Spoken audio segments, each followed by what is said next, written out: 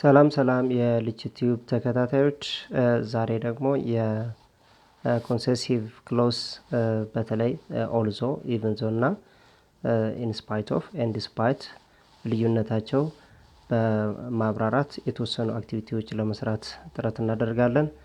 ከኔ ጋር ቆይታችሁ የተወሰነ እውቀት እንድታገኙ ጋብዛችኋለሁ። መልካም ቆይታ።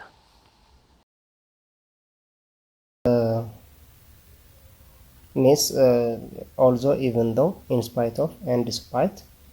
So first of all, we should know what we mean by concessive clause.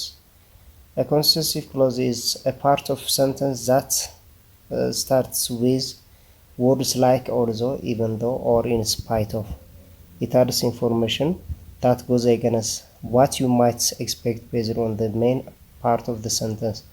እዚህ ጋር እነዚህ ኮንጃንክሽኖች የሚጠቅሙ ብዙ ጊዜ ሀሳቡ ላይ ምናልባት what we mean by this is በተቃራኒ ወይም ደግሞ against the idea ወይ ደግሞ the clause ላይ dependent and independent clauses አለን በኋላ እናየዋለን። ስለዚህ ያንን clause ወይ independent clause or the dependent clause is against each other. That means so when we are joining this against ideas or contrasting ideas, we use in spite of, even though, although, though, and despite. So first of all, we should know the structure of the sentence that when we use concessive clause would have these conjunctions, and we need to know the structures.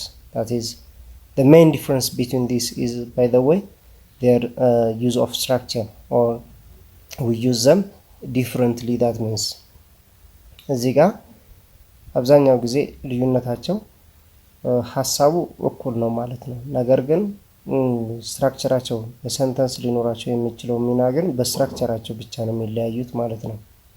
So the first one is although, even though, clause structure it says. That means although, even though are followed by clause structure. So what do we mean by clause structure now? You know what we mean by clause. So although or even though plus subject plus verb is a form that we can use here in this structure. That means the clause structure indicates for subject plus verb. That means እዚህ ጋር although እና even though ሁሉ ጊዜ በክሎዝ ስትራክቸር ነው ፎሎ የሚሆነው ማለት ነው። ክሎዝ ስትራክቸር ስንል ደግሞ ሳብጀክት እና ቨርብ ያለው ክሎዝ ማለት ነው። maybe that clause is what dependent clause. ምናልባት በፍራግመንት ስትማሩ አንድ ሰንተንስ ለምሳሌ ከኮንጃንክሽኖች ጋር አብሮ የሚሄድ ከሆነና ኮምፕሊት ካልሆነ ዲፔንደንት ክሎዝ ነው የምንለውና ሶ እነዚህኛው although እና even though with subject and verb ሆኖ ከመጣ እዚህኛው አንድ dependent clause ነው የሚሆነው ማለት ነው። Let's consider these examples. Let's say for example, he had enough money, it says. He didn't want to buy a new car. አሁን ሁለቱም ሰንተንሶች እንደምናያቸው ከሆነ የተለያዩ ስትራክቸሮች አላቸው ማለት ነው። ስለዚህ ይሄንን የተለያዩ ስትራክቸር ያላቸው ለምሳሌ he had enough money ይላል፣ በቂ ገንዘብ አለው ግን መኪና መግዛት አይፈልግም። ስለዚህ ይሄንን ሐሳብ እነዚህኛው although እና even though አድርገን ልንጠቀምበት ከፈለግን እንዴት አድርገን ነው ጆይን የምናደርገው? So this can be joined like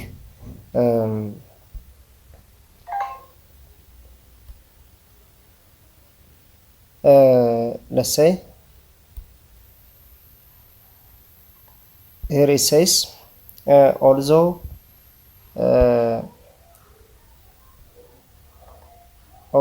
even though he had enough money, it says. በቂ ገንዘብ ቢኖረውም although even though he had enough money ይላል እዚህ ጋር። ስለዚህ ይሄኛው ምንድነው እያሳየን ያለው? ይሄንን ሐሳብ ልክ ቅድም እንዳልነው ከዚህኛው ሐሳብ ጋር ስናያይዘው እዚህ ጋር ማለት ነው አንደኛ ይሄ ሳብጀክት ነው እንደምታዩት ማለት ነው። ይሄ ሳብጀክት ነው የሚሆነው። ከዛ had enough money ይላል።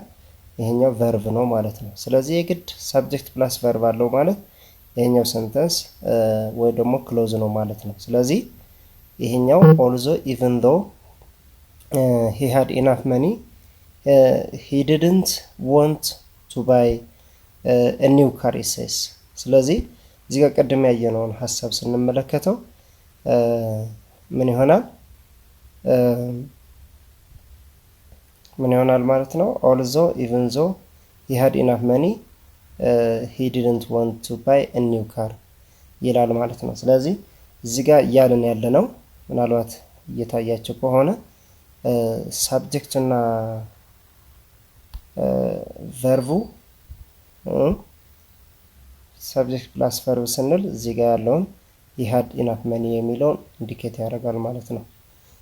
ቀጥሎ የምናየው he didn't want to buy a new car although even though he had enough money it says።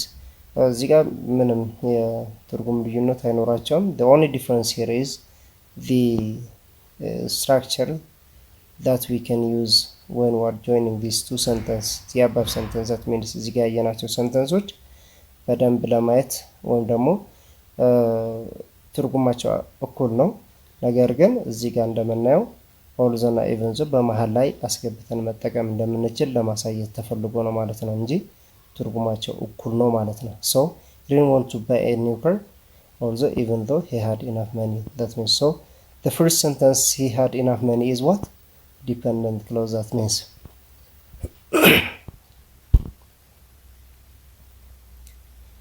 and the next one is about in spite of versus despite understanding their use says።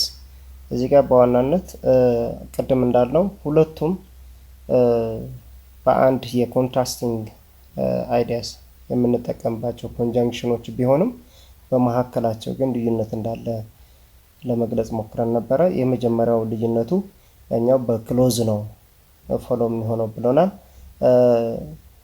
ከዚህ ውጭ ግን ትርጉማቸው ተመሳሳይ ነው። እስኪ እነዚህ ደግሞ እንያቸው። in spite of versus despite understanding their use says and in spite of and despite meaning. So concessive clause with in spite of and despite follow this structure it says።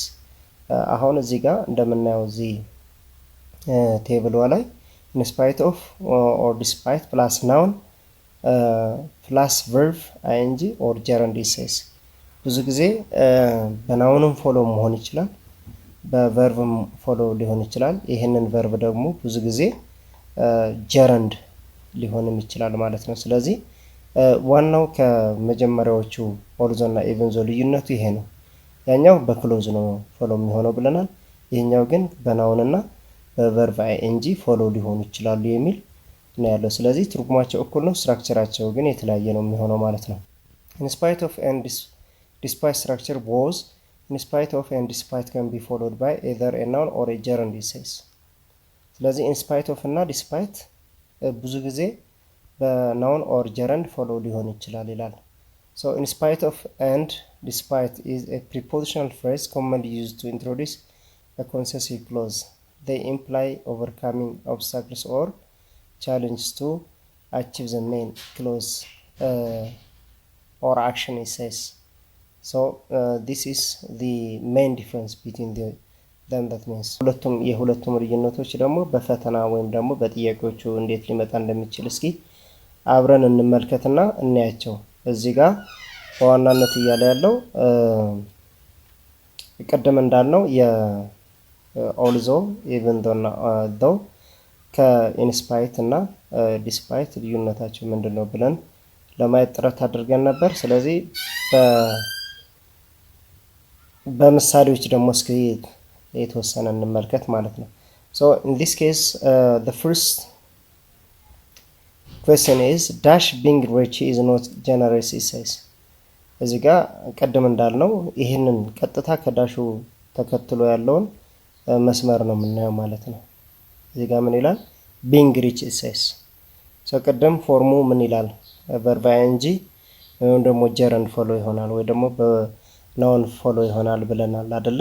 ስለዚህ ይሄኛው በዋናነት ምንድነው ቨርብ አይኤንጂ ነው የሚሆነው ማለት ነው። ስለዚህ he is not generous says ሶ እዚህ ጋር ይሄ ኢንዲፔንደንት ክሎዝ ነው። ይሄ ደግሞ ዲፔንደንት ክሎዝ ነው። ስለዚህ ዲፔንደንት ክሎዙ በቨርብ አይኤንጂ ነው ፎሎ የሆነው ማለት ነው። ስለዚህ በቀላሉ እዚህ ጋር ኦልተርናቲቮቹ ከተመለከትን ለምሳሌ አንዱ ኦልዞ ነው የሚሆነው፣ ኢንስፓይት ኦፍ ነው የሚሆነው፣ ሃውኤቨር፣ ሲንስ የሚሉ 4 አማራጮች አሉን። በዋናነት እዚህ ጋር ስንመለከት ሲንስ እና ሃውኤቨር ብዙ ጊዜ እዚህ አንጠቀምባቸው። ምክንያቱም እዚህ ጋር ኢንዲፔንደንት ክሎዝስ በሆኑ ግን ኮንትራስቲንግ በሆኑ ነው የምንጠቀምባቸው። ይሄንን ኢንዲፔንደንት ክሎዝ በሆኑ ማለት ነው። ይሄ ደግሞ ሞስት ኦፍ ዘ ታይም በተለይ በአድቨርቢያል ክሎዝ ሲሆን እዚህ ጋር በሪዝን ነው የምንጠቀምበት። ስለዚህ ይሄ ለሪዝን ነው የምንጠቀምበት፣ ይሄ ደግሞ ለኢንዲፔንደንት ክሎዝ ስለሆነ ነው የምንጠቀምበት። ሁለቱም እዚህ ጋር ሊያሻሙ የሚችሉ ሁለቱም ኦልዞ እና ኢንስፓይት ኦፍ ነው የሚሆኑት ማለት ነው። ስለዚህ ቅድም እንዳልነው ግን the difference between although እና even though እና እንዲሁም in spite of ልዩነታቸው ምንድነው ብለን ለመመልከት ጥረት አድርገን ነበር። ስለዚህ although በክሎዝ ነው ፎሎ የሚሆነው ብለናል። in spite of ደግሞ በፍሬዝ ነው ፎሎ የሚሆነው። ስለዚህ ከዚህኛው ፍሬዝ ደግሞ በዋናነት እንዳየነው being rich የሚለው verb ing ፍሬዝ ነው የሚሆነው። ስለዚህ ይሄኛው ፍሬዝ ስለሆነ በዋናነት መልሳችን የሚሆነው in spite of ይሆናል ማለት ነው። ስለዚህ በዋናነት እዚህ ጋር ጥያቄ ሁሌ እንደዚህ ጥያቄዎች ሲመጡ በመሃልም ይሁን በመጀመሪያ ብላንክ ስፔሱ ከመጣ ቀጥታ መናየው ከዳሹ ፊት ለፊት ያለው ነው ማለት ነው። ከዳሹ ፊት ለፊት ያለው ክሎዝ ከሆነ ኦልዞ እንጠቀማለን፣ ፍሬዝ ከሆነ ግን ምን እንጠቀማለን? in spite of እንጠቀማለን ማለት ነው። ስለዚህ ይሄ in spite of ይሆናል ማለት ነው። የሁለተኛው ጥያቄ ስንመለከት ደግሞ he didn't perform well in the exam dash he studied hard essays። እዚህ ቅድም እንዳልኳችሁ ዳሽ አለ እዚህ ጋር። ስለዚህ ቀጥታ ይሄንን ነው የምናየው ማለት ነው። ስለዚህ ይሄኛው ስንመለከት በዋናነት he had studied hard essays። ስለዚህ ይሄንን ስትራክቸር ምንድነው ያለው? ሳብጀክት አለ፣ እዚህ ጋር ቨርብ አለ፣ እዚህ ጋር ደግሞ አድቨርብ ነው ማለት ነው። ስለዚህ 3 ነገሮች አሉ። he studied hard ስንል አንድ ክሎዝ ነው የሚሆነው ማለት ነው። ክሎዝ ነው የሚሆነው። ስለዚህ ይሄ ክሎዝ ነው። ስለዚህ ወደ ኦልተርናቲቫችን ስንመጣ እንዲሁ በተመሳሳይ ነው የምናያቸው። ምናልባት እዚህ ጋር ልዩነታቸው በደንብ አትኩረን ለመመልከት ነው እነዚህ አማራጮች እዚህ የነበሩ አማራጮች እዚህ የደገምኩላችሁ። ስለዚህ however ስንል እዚህ ጋር ቅድም እንዳልኳችሁ ለኢንዲፔንደንት ክሎዝ በኢንዲፔንደንት ክሎዝ ሆኖ በኮንትራስቲንግ ኮንጃንክሽን የምንጠቀምበት ነው የሚሆነው። in spite of ደግሞ ቅድም እንዳልኳችሁ በፍሬዝ ነው የሚሆነው። እዚህ ጋር ደግሞ በክሎዝ ፎሎ የሚሆን ክሎዝ ስለሆነ ይሄኛው he studied hard የሚል ክሎዝ ነው የሚሆነው። ስለዚህ ኦልዞ የሚል ምርጫው ኦልዞ ይሆናል ማለት ነው። ቅድም እንዳልኳችሁ ሲንስ እዚህ ጋር ሊገባ አይችልም፣ ምክንያቱም ይሄኛው ስለ ኮንትራስቲንግ አይዲያ ስለሆነ እያወራ ያለው ብዙ ጊዜ ስለ ሪዝን ነው የምንጠቀምበት ይሄኛው። ስለዚህ ይሄ በቀጣይ እንደዚህ አይነት አክቲቪቲዎች ስለ ሪዝን ሰራላችኋለሁ። ለአሁን ግን ይሄን ይመስላል። ስለተከታተላችሁኝ አመሰግናለሁ። ለሌሎቹ አካፍሉ። እናንተም ላይክ ሼር አድርጉ።